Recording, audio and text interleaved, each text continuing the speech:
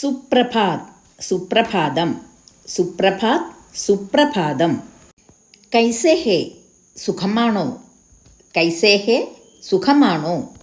മേം ടീക്കുഹും, എനിക്ക് സുഖമാണ്. നമ്മളോട് ഒരാൾ കണ്ടു കഴിയുമ്പോൾ ചോദിക്കുന്നതല്ലേ കൈസേ ഹേ, സുഖമാണോ? മേം ടീക്കുഹും. അഭി ആത്തിഹും, ഇപ്പോൾ വരാം. ഇപ്പോൾ വരാം എന്ന് പറയുന്നത് അഭി ആത്തിഹും.